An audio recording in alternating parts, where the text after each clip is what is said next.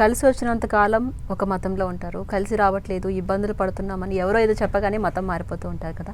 ధర్మబద్ధంగా లేదా శాస్త్రపరంగా చెప్పండి, మతం మారడం సరైందేనా? ఇది చెబితే చాలామంది కోపాలు వస్తాయి, కానీ శాస్త్ర ప్రకారంగా చెప్పాలి అంటే మనకి బొచ్చడు మంది దేవుళ్ళు ఉన్నారు కదా. ఏకం సత్ విప్ర బహుధా భవంతి, ఒకే పరమాత్మ అనేక రూపాల్లో మనకు విరాజిల్లుతూ ఉన్నాడు.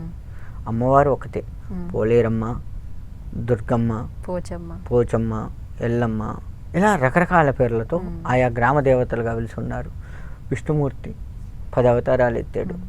శివుడు ఉన్నాడు, ఆయన కూడా అనేక అవతారాలు ఎత్తాడు కదా. ఇన్ని అవతారాలు ఎత్తిన దేవుడు మన దగ్గర ఉంచుకొని, రాక్షస సంహారం చేసినటువంటి దేవుడు మన దగ్గర ఉంచుకొని, రాక్షసులు అంటే మన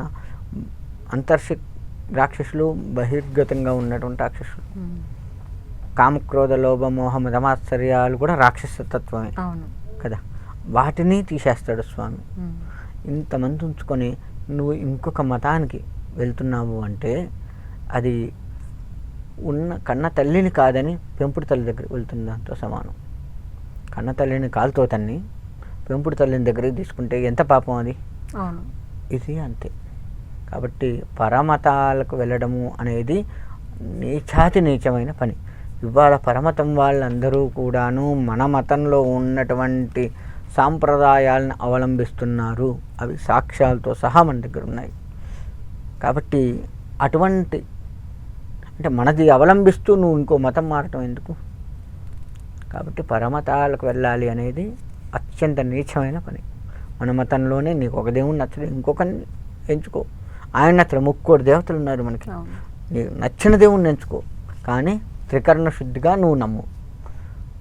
ఉదాహరణకు మనం ఏం చేస్తున్నామంటే అమ్మా, మన దగ్గర ఉన్న అతిపెద్ద దరిద్రమైన అలవాటు ఏంటంటే, నేను రాముడిని పూజిస్తూ ఉన్నాను, రాముడు నాకేమీ చేయలేదు, కాబట్టి నేను ఇంకొక మతంలోకి వెళ్ళినప్పుడు ఇక్కడ నేను ఉన్నప్పుడు రాముడి మీద ఎటువంటి శ్రద్ధ సరిగ్గా పెట్టను, కానీ ఇంకో మతంకి వెళ్ళగానే చేతిలో పుస్తకం పట్టుకుంటాను, చక్కగా పొద్దుగూకులు సెల్ ఫోన్లు ఉన్నాయి కదా, పాటలు వింటూ ఉంటాను, ఆ మతానికి సంబంధించిన పాటలు, ఇటువంటివన్నీ చేస్తాను.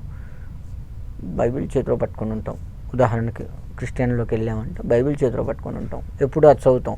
నువ్వు ఈ రాముడిని నమ్ముతూ ఉన్నప్పుడు, హిందువుగా ఉన్నప్పుడు నువ్వు ఎందుకు చదవలేదు రామాయణాన్ని?